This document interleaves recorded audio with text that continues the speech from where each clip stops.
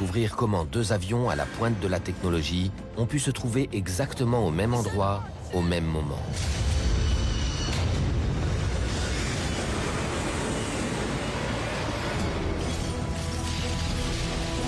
Les catastrophes sont rarement le fruit du hasard. Elles résultent souvent d'un enchaînement d'événements malheureux. Aujourd'hui, dans la Minute de Vérité.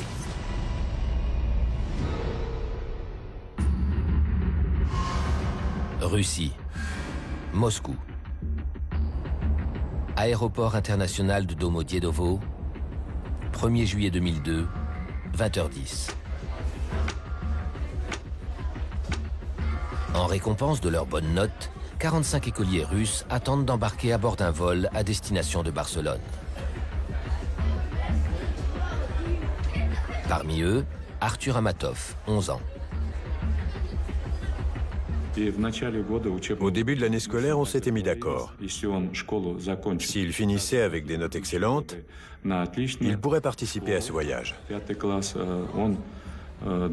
Un soir, quand je suis rentré du travail, il est venu me montrer son bulletin. Il m'a regardé, une lueur d'espoir dans les yeux, et il m'a dit « Papa, regarde, j'ai tenu parole ».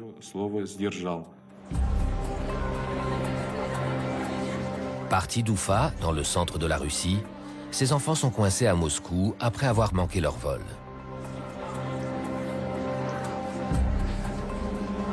Un charter est donc affrété pour les conduire en Espagne. L'embarquement du vol BTC 2937 va commencer. Svetlana Kaloyeva et ses enfants Constantin et Diana font partie des passagers. Ils vont retrouver leur mari et père qui travaillent en Espagne depuis 1 an et demi. Je les avais au téléphone tous les jours. Ça rendait mon séjour un peu plus facile. Mais c'était dur de rester si longtemps sans les voir. Svetlana a eu de la chance de trouver des places sur ce charter bachkir. Les visas de la famille étant arrivés en retard, les autres vols affichés complets. On allait enfin se retrouver, passer de bons moments tous ensemble.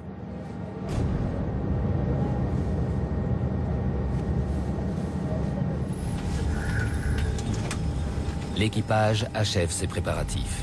Дамы и господа, вас приветствует капитан корабля. Добро пожаловать на борт башкирских авиалиний.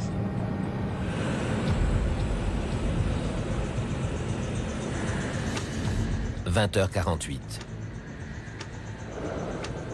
Le vol BTC 2937 de la compagnie Bachkir décolle de l'aéroport moscovite Domodedovo. Environ 3000 km le séparent de Barcelone et la durée du vol est estimée à 4h20.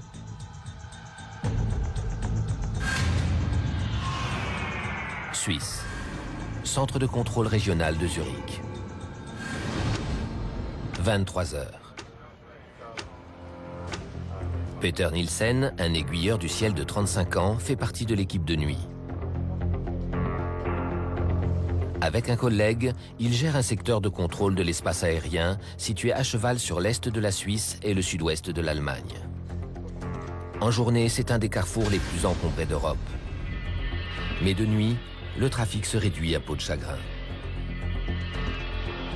Il n'y a alors plus que quelques avions dans le ciel. Quand son collègue part faire une pause, Peter Nielsen se retrouve seul responsable du suivi dans l'espace aérien de Zurich. Il règle un radar pour le trafic traversant son secteur. Et un autre pour les avions se posant à l'aéroport voisin de Friedrichshafen.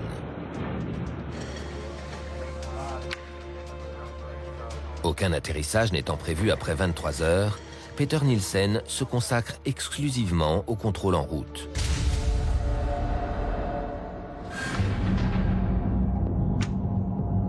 « 23h06.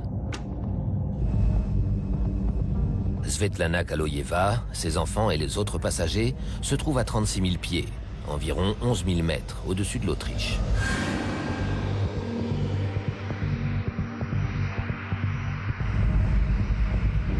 Leur avion doit se poser à Barcelone dans un peu plus de 2 heures. À 600 km de là, un Boeing 757 de la compagnie DHL décolle de Bergame en Italie. Sa destination, Bruxelles.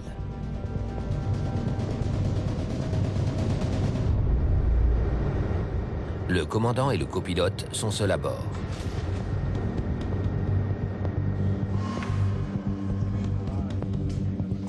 Des techniciens de maintenance arrivent en salle de contrôle.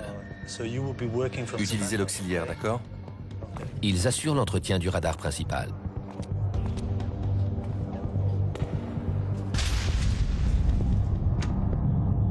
À 23h21, l'avion cargo de DHL, le vol DHX 611, entre dans le secteur de Peter Nielsen. Le commandant lui demande l'autorisation de monter à 36 000 pieds. Radar suisse, bonsoir, DHX 611. DHX 611 identifié. Prévoyez monter d'ici 4 à 5 minutes. Avant de donner l'autorisation, le contrôleur doit réguler le trafic. Descendez au niveau de vol 320. Les techniciens s'occupent ensuite du téléphone. Faites vite, s'il vous plaît. 23h25. Un vol inattendu approche de Friedrichshafen.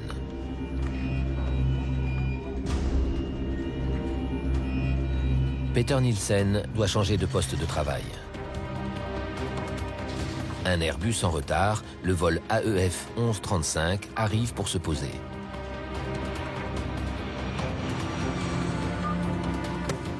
Le contrôleur tente de prévenir la tour de l'aéroport.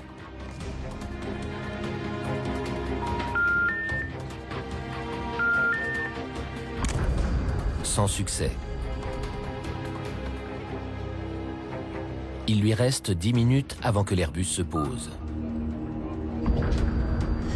Il retourne donc devant le radar du contrôle en route.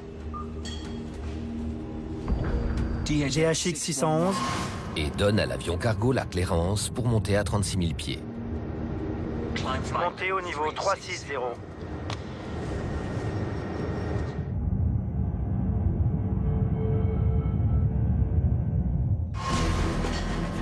Ensuite, il repart s'occuper de l'Airbus et rappelle l'aéroport de Friedrichshafen.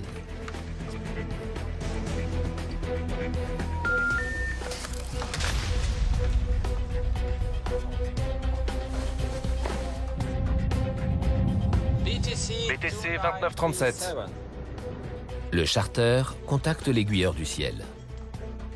Contrôle aérien répété. BTC 2937. Niveau de vol 360. Mais au moment où Peter Nielsen accuse réception, l'Airbus se manifeste. AEF 1135 pour approche finale. Guidage ILS, piste 2-4. Je vous rappelle bientôt. Peter Nielsen rappelle une troisième fois Friedrichshafen. Nous ne pouvons donner suite à votre appel.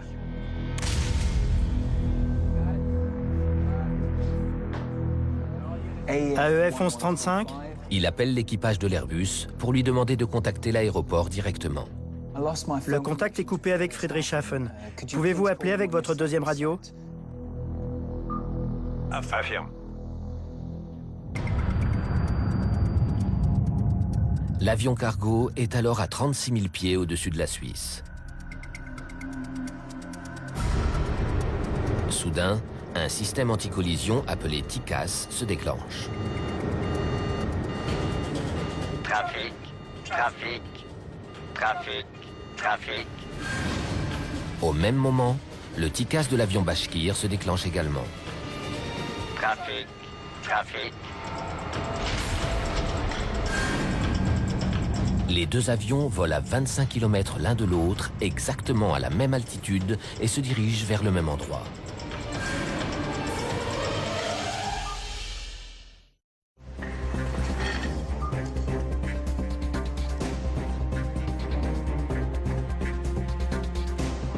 Subitement, Peter Nielsen se rend compte qu'il a un problème urgent à régler. BTC 2937, Il ordonne aussitôt à l'équipage russe de descendre. descendez au niveau 350. Accélérez la procédure, trafic convergent. Quelques secondes après, le TICAS indique exactement le contraire.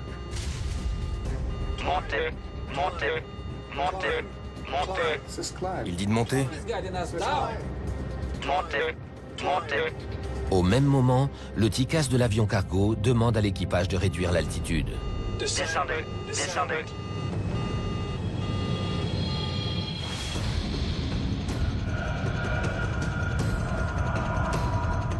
L'équipage bashkir se demande quelles consignes suivre. Montez, montez. Peter Nielsen renouvelle son instruction. Accélérez la descente au niveau 350 BTC 2937.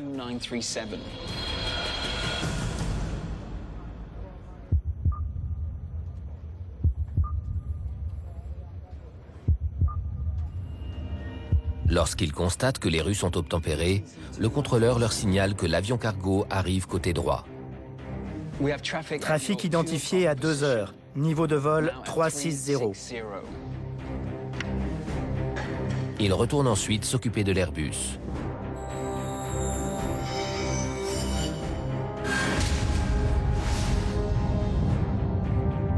À bord du charter, l'équipage tente de repérer l'avion cargo.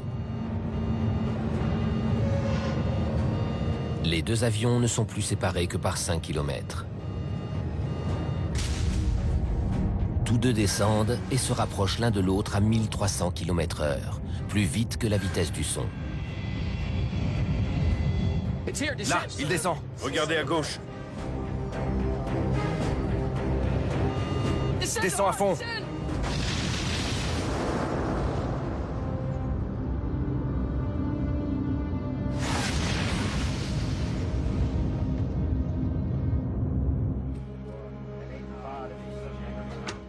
« 23h35. AEF 1135, L'équipage de l'Airbus a enfin réussi à joindre Friedrichshafen. Friedrichshafen, c'est parti. L'aiguilleur du ciel peut désormais transférer l'avion. affirme, au revoir.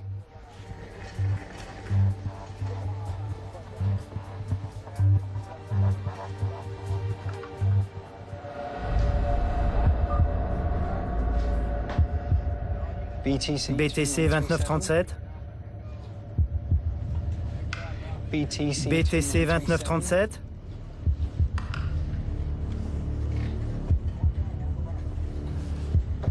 BTC 2937.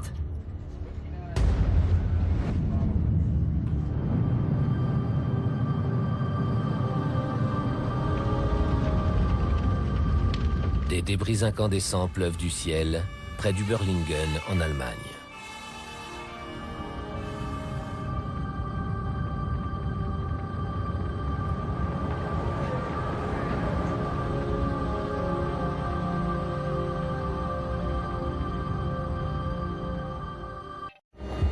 Grâce au travail du BFU, il est désormais possible de reconstituer l'enchaînement des événements. «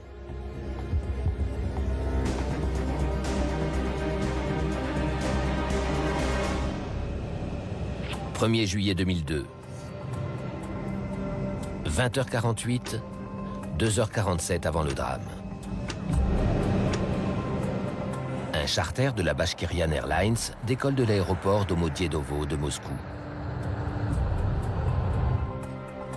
H-20 minutes. Au centre de contrôle régional de Zurich, 2 aiguilleurs du ciel sont en poste.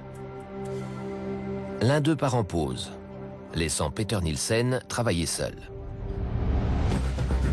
H-12 minutes et 33 secondes. Un avion cargo de la compagnie DHL entre dans le secteur géré par Peter Nielsen et demande l'autorisation de monter à 36 000 pieds. H-9 minutes et 49 secondes. Un Airbus en retard se présente pour se poser à Friedrichshafen. Le contrôleur essaie de contacter l'aéroport pour lui transférer le vol, mais son téléphone étant en cours de maintenance, il est sur auxiliaire. Et ce mode est défectueux.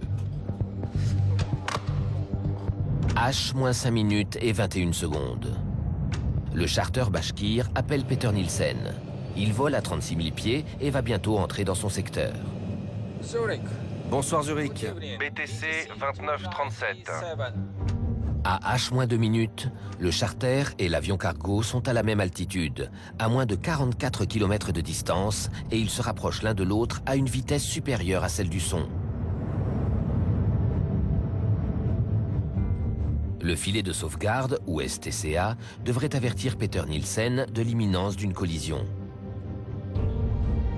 Mais le radar étant lui aussi en mode auxiliaire, le STCA ne dispose pas de toutes ses fonctions. H-43 secondes. Peter Nielsen remarque enfin que les deux avions risquent de se percuter et ordonne aussitôt à l'équipage russe de descendre. Descendez au 350. Quelques secondes plus tard, le TICAS signale un problème aux deux appareils, demandant à l'avion cargo de descendre. Descendez. Descendez. Et au charter de monter. Montez. Il nous fait descendre. Le contrôleur ignore que les deux avions ont reçu des avis de résolution et renouvelle ses consignes à l'équipage russe. BTC 2937. Descendez au niveau 350. Dans un tel cas de figure, la réglementation russe laisse l'initiative aux pilotes. Ceux-ci décident de suivre les instructions de Peter Nielsen. Et les deux avions descendent. H-19 secondes. Peter Nielsen pense que le conflit a été résolu.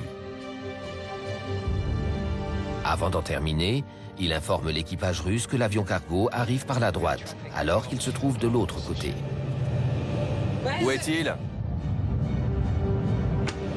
H-3 secondes. Les pilotes russes repèrent le Boeing. Regardez à gauche. Ils tirent sur le volant, mais il est trop tard. Descends à fond.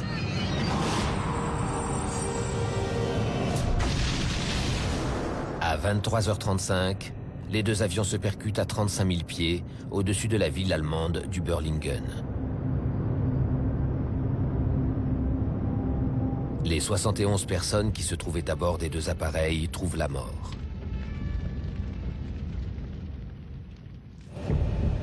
Le rapport d'enquête du BFU conclut que Peter Nielsen et les pilotes russes ont commis des erreurs graves. Mais la cause première de l'accident est la négligence de Skyguide. En mai 2004, sitôt le rapport du BFU publié, le PDG de l'entreprise, Alain Rossier, présente des excuses lors d'une conférence de presse organisée à Zurich. Nous aussi, nous avons commis des erreurs et nous le regrettons profondément. Nous assumons notre pleine et entière responsabilité telle qu'elle est décrite dans le rapport du BFU et nous prions les familles des victimes de nous pardonner.